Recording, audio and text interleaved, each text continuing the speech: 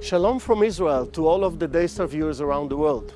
I'm Moshe Bar Tzvi, the producer and founder of Israel Now News. We at Israel Now News are dedicated to bringing you the full story and the truth about Israel from Israel. It's written in the Holy Bible when David said in Psalm 25:5, "Lead me in your truth and teach me, for you are the God of my salvation. For you I wait all the day long." And God says in Zechariah 8:16, "These are the things that you shall do. Speak out the truth to one another.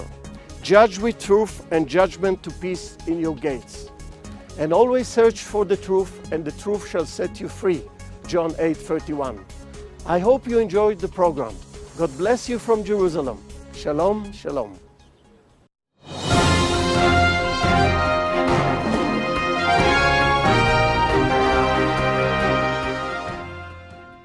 Welcome to Israel Now News. I'm Yochanan Elrom. And I'm Erin Viner. In our top story, Israel leaves all options open with regard to Iran. According to Israel's defense minister, Ehud Barak, the new Israeli coalition government has freed Israel up to make any decision necessary regarding Iran and its rogue nuclear program. In an interview with IDF Radio, Barak said, with Shaul Mofaz in the government, all options regarding Iran are on the table. And he went on to add that it is the paramount responsibility of the entire world to prevent Iran from continuing the race to manufacture a nuclear weapon. The IDF has increased its security for Israeli delegations traveling overseas. This move following intelligence that Iran and Lebanon's Hezbollah terror organization intend to target IDF personnel visiting abroad. The General Staff Security Unit is a special forces team which works to protect senior IDF officers and representatives. According to the information, Hezbollah and Iran are planning retaliatory strikes for the assassination of 5 Iranian nuclear scientists. At the same time, Israel's home front is on high alert against domestic terror plots, amid reports that Tehran may call in its satellite Hezbollah proxy to attack Israel from Lebanon. According to a senior IDF official, Hezbollah is prepared to fire missiles into the country in the event that the Jewish state preemptively strikes Iran's nuclear facilities. While acknowledging that Iran's greatest expenditure over the past 30 years is atomic development, the official noted that that program is followed by investment in Hezbollah with the intention of creating footprints near the border with Israel, and that if something would happen in Iran, Hezbollah is a tool that Iran could use in a variety of situations. The Deputy Director General of the International Atomic Energy Agency has arrived in Vienna and has met with an Iranian delegation to begin official talks about Tehran's nuclear program. He has demanded that the Iranian government allow a team of IAEA inspectors access to information, scientists, and to certain sites. The goal of the two-day meeting is to reach an agreement on the approach to resolve any outstanding issues with Iran and to clarify the possible military dimensions of Iran's nuclear program. 2 previous rounds of talks have failed. Both broke down over the issue of allowing the IAEA access to the sites it believes are being used for nuclear weapons research. The Associated Press has obtained a drawing of an explosives containment cylinder, which is said to be housed inside of an Iranian military site. The computer-generated graphic shows exactly the type of chamber needed to test nuclear weapons, despite repeated denials from the hardline Islamic Republic that it is conducting exercises to further that goal. Members of the Iranian opposition, who reportedly leaked the image, say that it is based on a description provided to them by an informant who saw the structure at the Parchin military site. Oli Heinonen, the former International Atomic Energy Agency Deputy Director General in charge of the Iran file, says that he believes that the depiction is accurate and that he also saw a very similar diagram of what he believes is the pressure chamber at Parchin. In a statement to Israel's Army radio, Defense Minister Ehud Barak said that the image reaffirms the need to halt Iran's nuclear capabilities. The United States has announced that it will sponsor a $680 million aid package to Israel to fund the purchase of several new Iron Dome missile defense systems. Israel currently has 3 Iron Dome batteries in place throughout the country, and the aid from the U.S. will allow Israel to add 3 additional missile defense systems. The Iron Dome has been in use in Israel since last year and has been highly successful in intercepting rockets fired by Gaza terrorists into Israeli communities in the south. In preparation of Egypt's first free elections for head of state, Cairo hosted its first ever presidential debate. The event quickly turned from providing a platform for progressive democracy, however, and became a forum for the candidates to voice anti-Israel sentiments. Nominees took turns declaring that Israel is an enemy state and an adversary, and vowed that if elected, each would reconsider the Egyptian-Israeli peace treaty. Corruption within the Palestinian Authority is more widespread than ever. According to Hassan Khresha, the deputy speaker of the Palestinian Legislative Council, the PA is responsible for rampant corruption and human rights violations. In an interview given to the London-based Al-Quds Al-Arabi newspaper, he exposed the exorbitant salaries that members of the PA government earn and scoffed at the myth of financial crisis in the Palestinian territories. He said in light of the financial expenses of the PA leadership, the talk about a financial crisis is repugnant and baseless. This talk has become a political statement. He said, "We hear about the suffering and hunger of the poor and the difficulties facing unemployed farmers, villagers, and civil servants, but at the same time, we hear about the luxurious lifestyles of senior Palestinian officials." On May 14, 1948, the State of Israel was established. This day became known in the Arab world as Nakba Day, or the Day of Catastrophe. It is marked with violent protest against the Jewish state. This year, Nakba Day began with several attacks against Jews in Israel. Qassam rockets were fired from Gaza into southern Israel, and firebombs were thrown at IDF soldiers stationed near Hebron. The IDF was on high alert to keep the protest from getting out of control. In a recent report released by the Open Doors organization, 9 of the top 10 countries where Christians face the most persecution are Islamic. The World Watch List ranks 50 countries according to the intensity to which they persecute Christians. In this year's report, 35 of the 50 countries listed are Muslim countries. Tourism in Israel is at an all-time high. According to the Israeli Ministry of Tourism, 354,000 visitors came to the Jewish state in April of 2012, representing a 12% increase over the 2 previous years. Minister of Tourism Stas Misezhnikov said that the consistent increase in the number of visitors entering Israel positions the country as an attractive tourism destination, increasing employment opportunities and making a significant contribution to the national economy. Today, Israel is celebrating Jerusalem Day in honor of the day in 1967 that Jerusalem was once again united and the Old City was restored to the Jewish people. For over 2,000 years, Jews yearned and prayed to return to the city of light and gold. On the 28th of the Hebrew month of Iyar, Jewish forces defended themselves against a Jordanian offensive and entered the Old City of Jerusalem.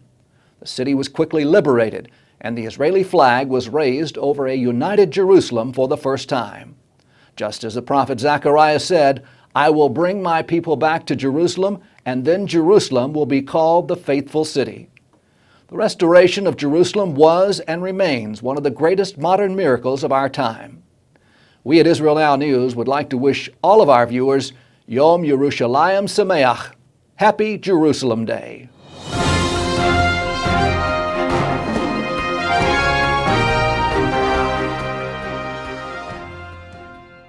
That concludes the news portion of our show. Please stay tuned for Ask the Source with Josh Reinstein.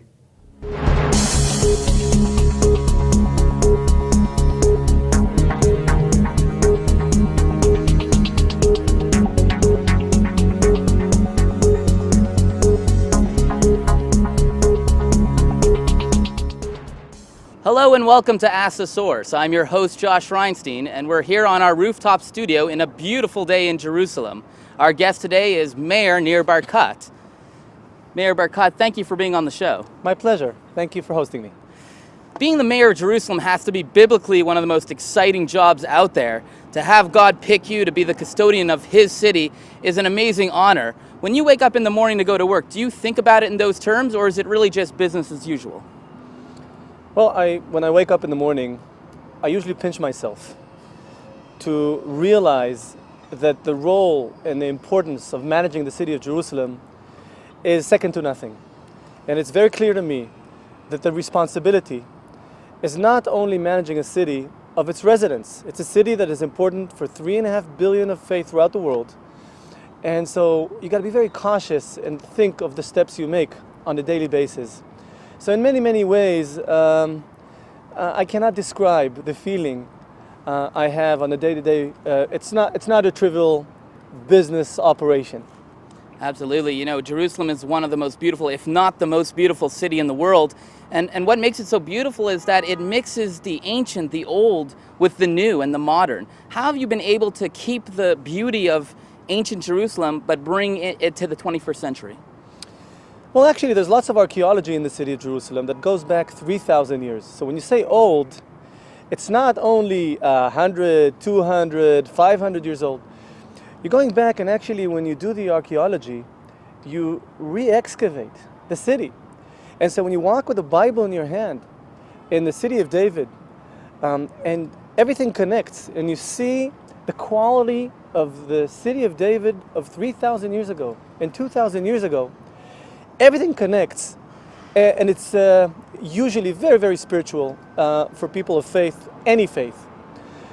So having that, plus preparing the city of Jerusalem for over 10 million tourists a year, we're actually building the new city, combined wisely and carefully with the old city. And it's a big challenge that I believe we're doing a good job. And when we hear people coming and visiting the city of Jerusalem, seeing in their own eyes, experiencing the city, I believe we're in the right track of fine-tuning the old and the new. Well, what's amazing about Jerusalem is that there are so many tourists, there are so many different type of people live here, religious, secular, Jewish, Muslim, Christian, yet statistically it's the safest capital in the world. How do you explain the peace of Jerusalem? Well, like you can probably not explain other things in the city of Jerusalem, why people connect to it so good. Statistically, if you take crime statistics and terror together, we're by far safer than Los Angeles, Chicago, Washington, New York. It is amazing because probably people in the city of Jerusalem understand, unlike what sometimes the world thinks, that we have to live together. Everyone in Jerusalem is a minority. The secular Jewish community is a minority. The ultra-Orthodox are a minority. The Christians are minorities. The Muslims are minorities. In many ways, that is exactly what happened 2,000 and 3,000 years ago, where all the country of Israel was divided to tribes, except the city of Jerusalem that did not belong to any specific tribe. So the feeling was, when you walk the streets of Jerusalem, that it belongs to me as much as it belongs to any other tribe. That that feeling of ownership, feeling of belonging that existed 2,000 and 3,000 years ago exists today. And the ability of the people of Jerusalem to work together is exceptional. Come and see it in your own eyes. And also, it probably has to do something with the low rates of crime in the city of Jerusalem. And the fact that we have an excellent police that knows how to work very, very well. I know, the people walk the streets feel extremely safe, safer than they feel back at their own homes. You know, someone joked with me that it's the only capital city in the world where a 12-year-old girl could go downtown in the middle of the night and not be worried. So it's quite remarkable. Yeah. You mentioned come to the city of Jerusalem. Christian tourism is a major factor in Jerusalem, and it's getting bigger every day. What are some of the plans that you have to increase tourism from Christians to Israel and to welcome Christians into Jerusalem? Well, we have a brand called Jerusalem that everyone is very, very highly aware of. I don't have to explain to people why they should come to Jerusalem at least once in their lifetime. What we are actually doing is proposing packages, showing Jerusalem, showcasing the city, its spiritualism, the fact that people can come and see their own religion, but also see others, is a combination that exists nowhere else in the world. And my recommendation is, speak to your friends that have been to the city before. We're working very hard to make Jerusalem more accessible, market Jerusalem for the benefit of the world to enjoy, and we're open to suggestions of how to make Jerusalem more accessible to the different people throughout the world.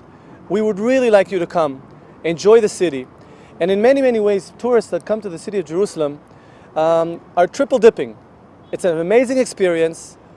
You're helping our economy, and through helping Jerusalem's economy, creating jobs, we know that it mediates tensions, And usually people that come to Jerusalem go back home as ambassadors of a united city, a safe city, the peaceful city, the city of Jerusalem. You're welcome to come and join and visit us.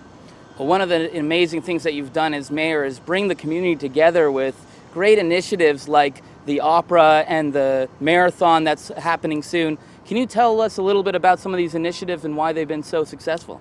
Sure, the idea is to enable people to enjoy the city in different ways. For example, I'm a marathon runner. I ran 5 marathons throughout the world. And I always ask myself, where else should I go and run a marathon? And guess what? We have the marathon March 16th. It's the second full marathon in the city of Jerusalem. Goes into the old city, out the old city, around the old city. Amazing views. The first one we've done last year, people were shocked from the spiritualism and the specialty of the Marathon of Jerusalem. We brought the opera. We're going to have the opera the beginning of September, September 6th to the 13th. The opera, done right next to the walls of the old city, is an experience second to none. So we are creating these values, these ideas in the city of Jerusalem, it's an amazing experience. And I really welcome people. Come and enjoy the city of Jerusalem, the city of peace.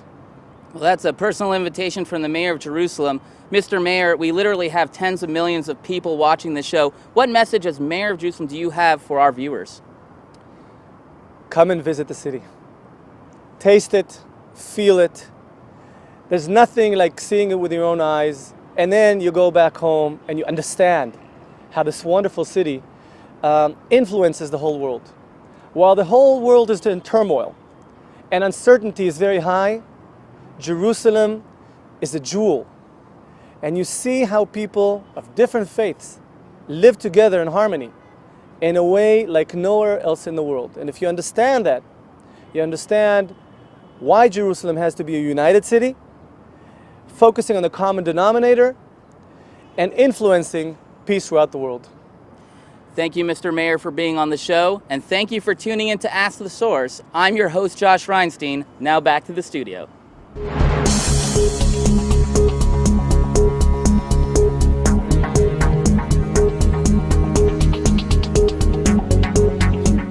Up next, shining light from Israel.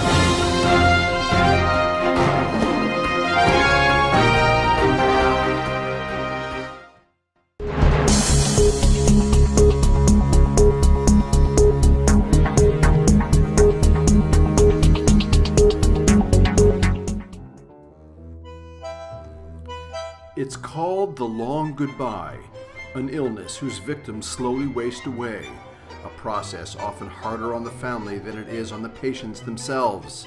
It's Alzheimer's disease, and as life expectancy in Western nations grows longer, more and more people throughout the world will be affected. These patients at an Alzheimer daycare clinic in Jerusalem appear to be normal and happy, but they are acutely affected by the disease.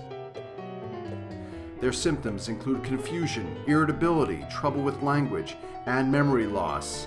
As the disorder progresses, victims often withdraw from family and society, losing the ability to identify even their loved ones. Gradually, bodily functions are lost, ultimately leading to death.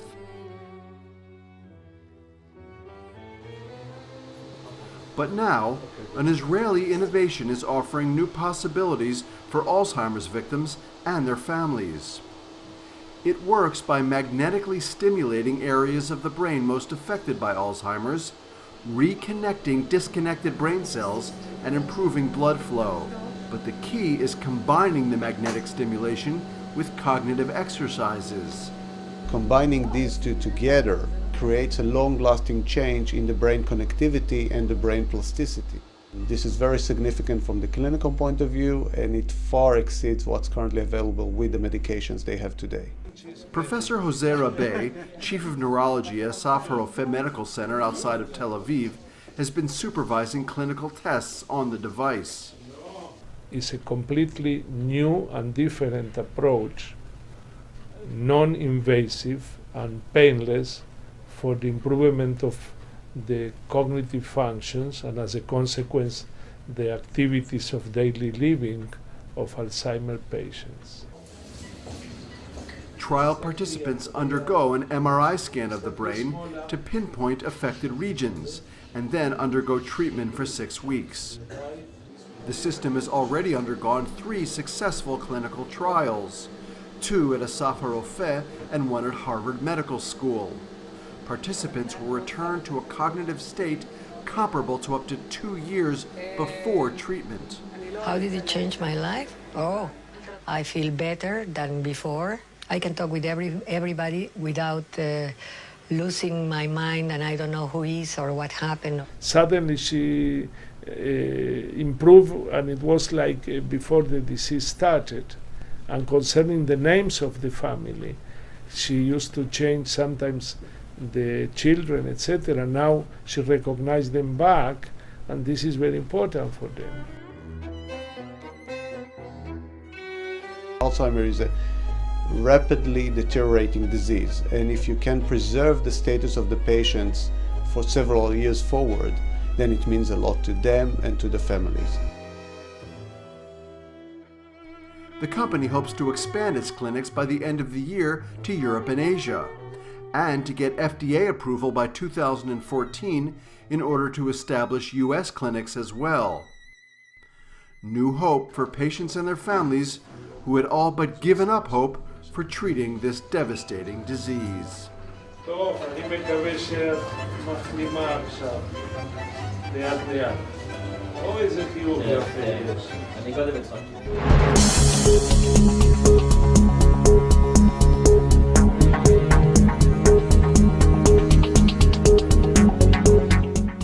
Please stay tuned for the ICEJ report from the International Christian Embassy in Jerusalem.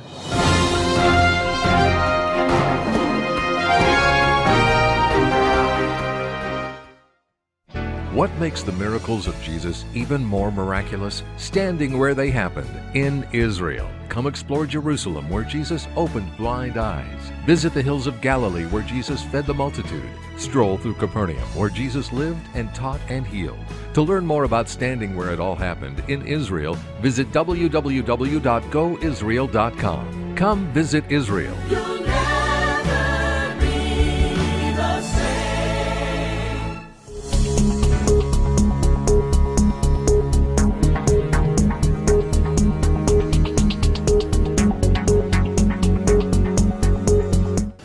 We are here outside the International Convention Center in Jerusalem. It is here where the International Christian Embassy presents every year the Feast of Tabernacles celebration. The Feast of Tabernacle has become a wonderful celebration of exciting worship and of the teaching of the Word of God here in the city of the Great King. Every year, thousands of Christians come to Jerusalem to celebrate with us this exciting Feast of Tabernacles. One of the most amazing aspects of the Feast of Tabernacles celebration is to see so many nations coming up to Jerusalem every year to worship the Lord. The psalmist declared in Psalm 86, verse 9, "All nations whom you have made shall come and worship before you, O Lord, and shall glorify your name."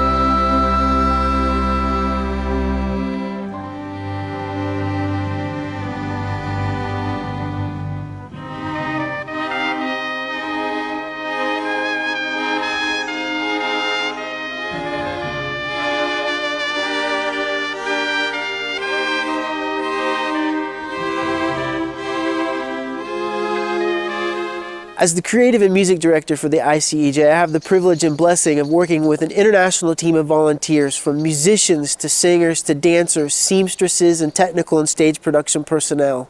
Each of these people have a passion to worship the Lord and to glorify the name of Jesus. And it's always our hope and our prayer that the Lord will use us during the feast to lead the pilgrims who come into the presence of the Lord, and also to be a vehicle where the Holy Spirit can meet each person in their place of need. There are many opportunities to serve with us as volunteers during the feast, and if you're interested, you can find more information and even an online application via the ICEJ website.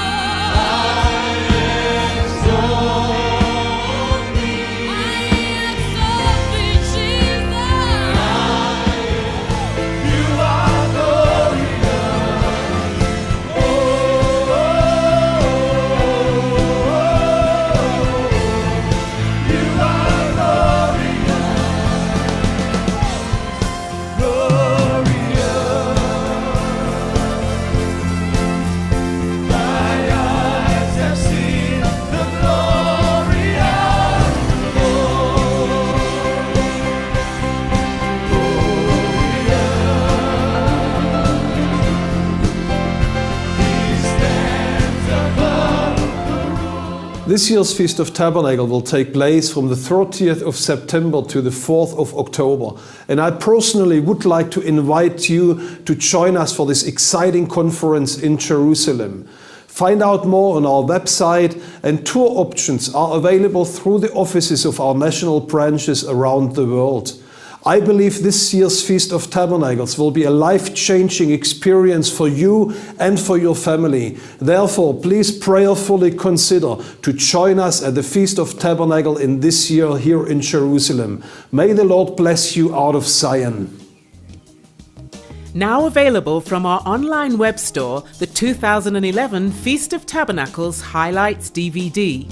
This wonderful 90-minute video captures highlights from the worship and teaching of the 2011 Feast of Tabernacles. Visit www.icej.tv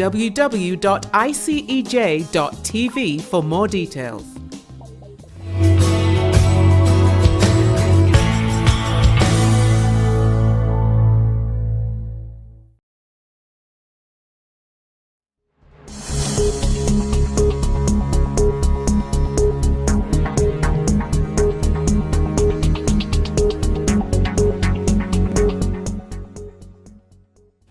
That's all for this edition of Israel Now News. I'm Yochanan Elrom. And I'm Erin Viner. Please join us again next week for all your Israel updates.